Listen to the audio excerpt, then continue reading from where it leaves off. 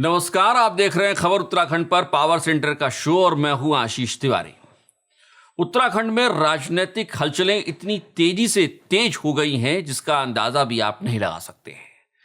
पहले जेपी नड्डा आते हैं और उसके बाद कांग्रेस की एक रैली होती है, लोक भवन कूच होता है और उसके बाद ही खबर आ जाती है कि अमित शाह का भी दौरा होने वाला है।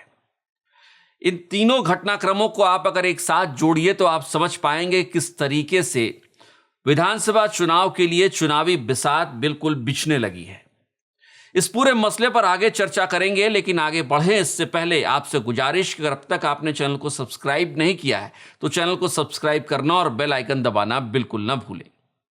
शुरुआत अगर उत्तराखंड बीजेपी की हलचलों को लेकर करते हैं तो आप समझिए किस तरीके से दो बातें बिल्कुल साफ कर दी गई हैं।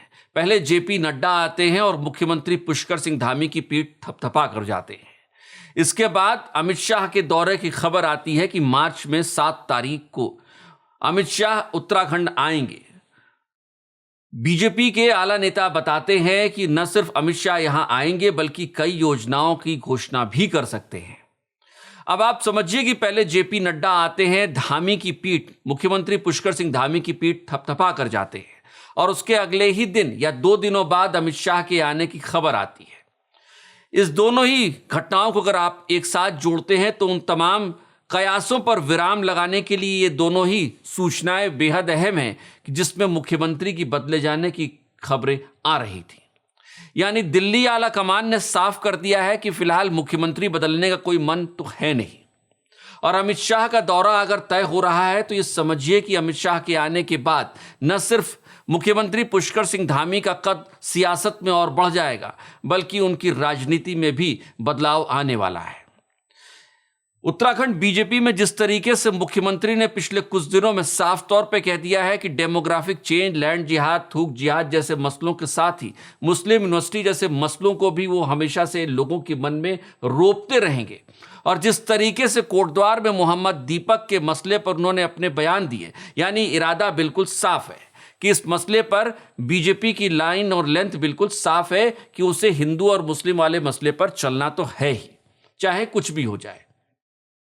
और अगर अमित शाह आ रहे हैं तो इसका मतलब बिल्कुल साफ है कि अमित शाह भी मुख्यमंत्री पुष्कर सिंह धामी जिन मसलों को बार बार कहते रहे हैं अपने चुनावी भाषणों में तो नहीं, लेकिन अपनी जिस तरीके से सभाओं में कहते रहे हैं, अमित शाह उस लाइन और लेंथ को पकड़ेंगे जरूर। और अमित शाह ये बेहतर समझते हैं कि अगर मुख्यमंत्री कुछ कह रहे हैं और अगर वो भी यानी अमित शाह खुद उन्हीं बातों को अपनी सभा में दोहरा कर जाते हैं तो समूची बीजेपी उसी लाइन और लेंथ पर चलेगी।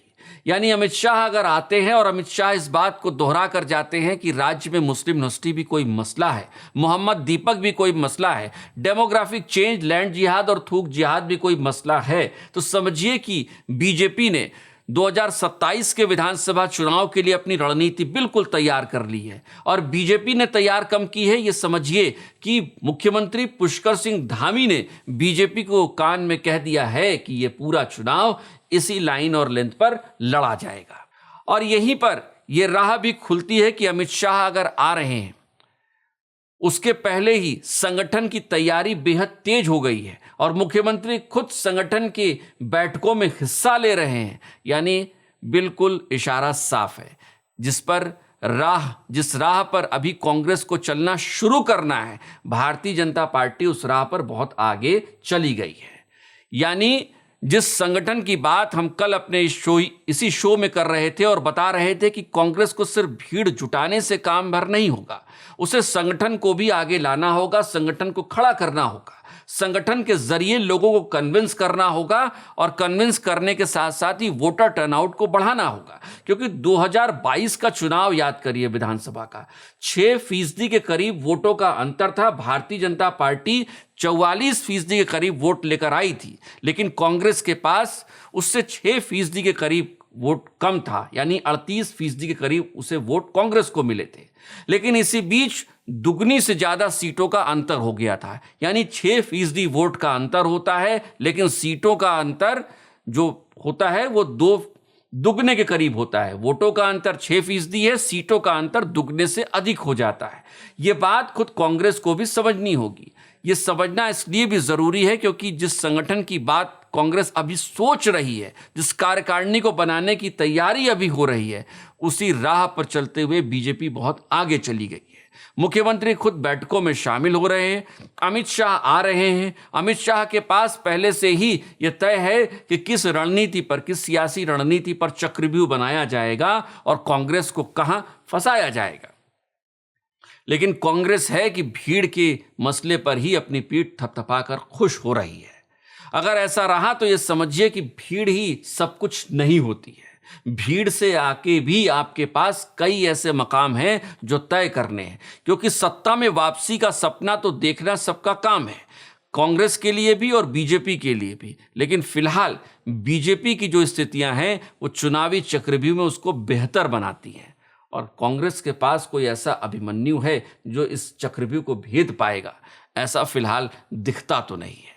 शायद गणेश गोदियाल के अंदर ये दिव्य शक्ति आ जाए, ये भविष्य बताएगा। कमेंट करके हमें जरूर बताइएगा क्या वाकई में ऐसा हो सकता है, या फिर भी अभी कांग्रेस को अपनी कमजोरियों पर बहुत काम करने की जरूरत है।